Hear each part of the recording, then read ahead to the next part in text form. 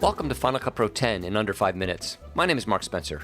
Although Final Cut is making backups of your project in the background as you work, it can be very helpful to create incremental backups of your project so you have different versions to return to if you've made a lot of changes and decide you want to go back to an earlier version.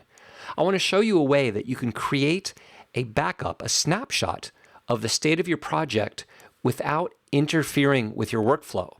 Because when you're deep in the workflow of building your edit and you're in the creative process, you don't want to have to break from that in order to create a backup.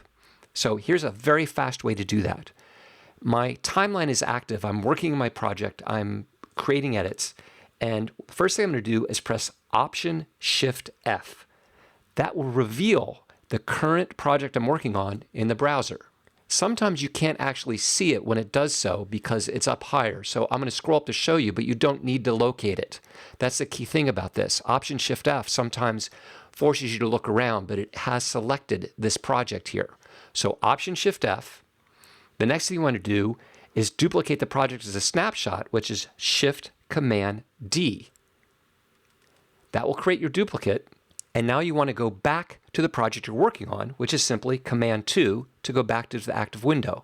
So just to repeat, I'll move to someplace else in the project I'm working along, and all you need to do very quickly is press Option-Shift-F, Shift-Command-D, Command-2. And in those 3 keyboard combinations that you can execute very quickly, you've created a backup and you can just keep working.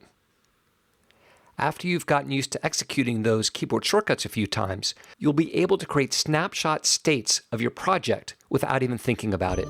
To learn more tips like this, check out my Warp Speed Editing in Final Cut Pro 10 tutorial. Click the info button in the upper right or visit rippletraining.com.